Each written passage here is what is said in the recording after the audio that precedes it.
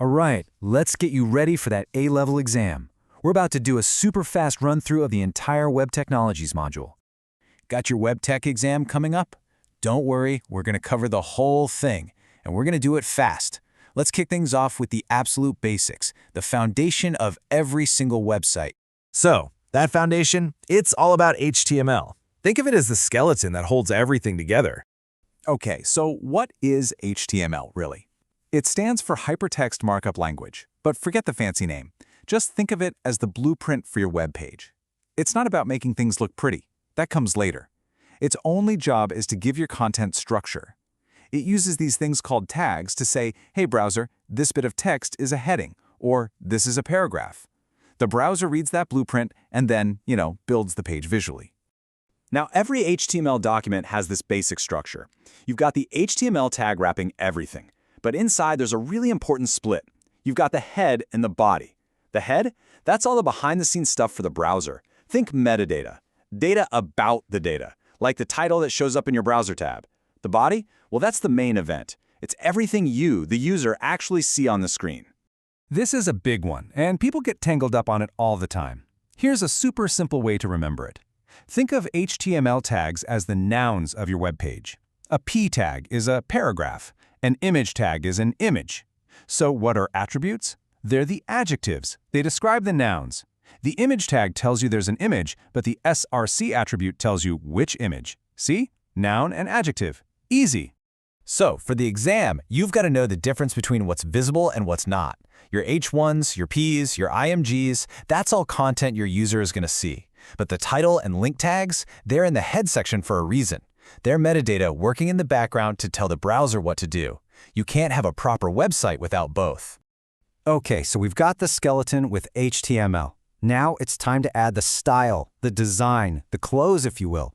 And for that, we need CSS, which stands for Cascading Style Sheets. Now, this is absolutely crucial in CSS, the difference between a class and an ID. A class, which you target with a dot, is for styling multiple things. Think about it. You might have lots of buttons on your site that all need to look the same. You'd give them all the same class. An ID, targeted with a hash symbol, is for one and only one unique element, like you only have one main navigation bar or one footer. That gets an ID. Class for many, ID for one. Got it?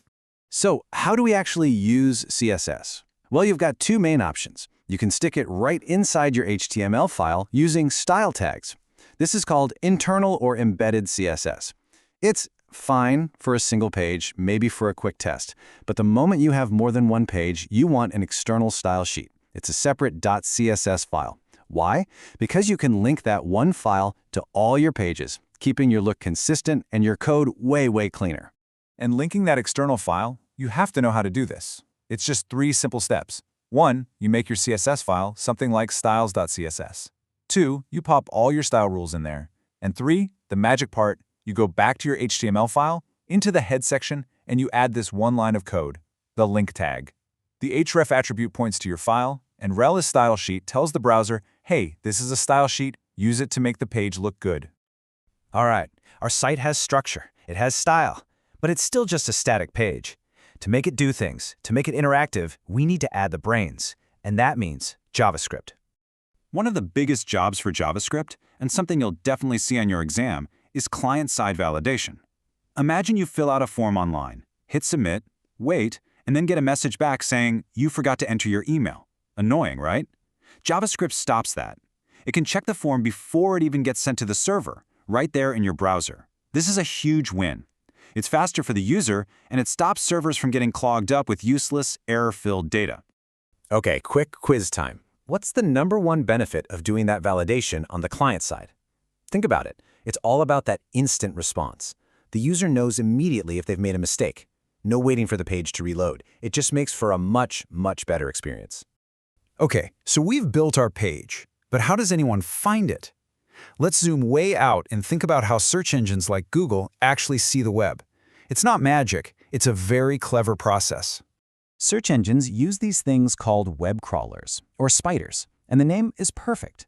Imagine a spider landing on a web page. It looks around and then scurries along every single hyperlink on that page to find new pages. When it gets to a new page, it does the exact same thing again, billions and billions of times. What it's doing is building a colossal map of the internet, what tech people call a directed graph, that shows how every page is connected. So the search engine has this giant map, but how does it decide which of the billions of pages are important and which are junk? That was the million-dollar question. And the answer was a brilliant algorithm called PageRank. This was Google's original secret weapon. The big idea behind PageRank is that a link from one page to another is like a vote.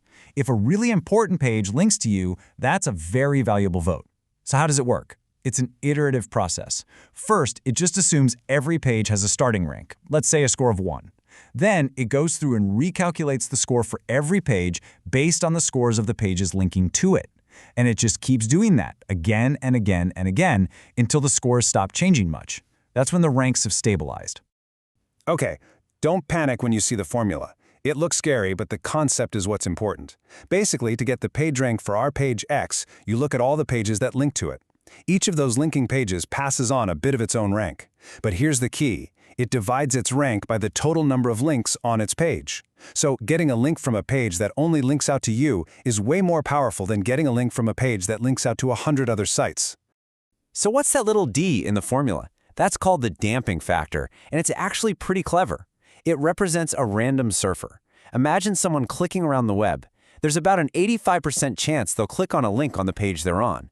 But there's a 15% chance they'll just get bored and type a totally new website into the address bar. Adding this bit of randomness stops the algorithm from getting stuck in loops and makes the whole ranking system feel more, well, human. Okay, let's bring it all home.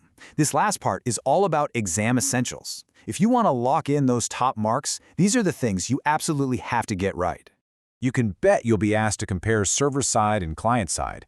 It all comes down to one question: where does the code run? Client-side code, like JavaScript, runs on your computer, in your browser. This makes it super fast and responsive. Server-side code, like PHP or SQL, runs on the big, powerful web server. This is more secure and better for heavy-duty tasks, but it's slower for the user because every request has to travel across the internet and back. And please, please, please avoid these common mistakes. I see them all the time.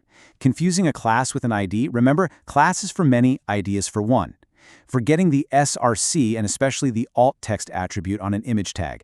Alt text is crucial for accessibility. And a big one, skipping heading levels. Don't just jump from an H1 to an H3. It messes up the structure of your page for both search engines and screen readers. Want to push your answer into the top band? Here's how. First, use the right terminology. Don't say the browser shows the page, say it renders the page. Second, back up your points with tiny, simple code snippets. It proves you know what you're talking about. And finally, if a question asks you to compare something, always give a benefit for each side. Show the examiner you see the whole picture. And there you have it, a whirlwind tour of web technologies. We've got HTML for structure, CSS for style, JavaScript for brains, and PageRank for, well, for ranking. PageRank literally shaped the web as we know it. Which makes you wonder, right? What's the next big algorithm that's going to completely redefine our digital world? Something to think about. Okay, that's it. Go smash that exam.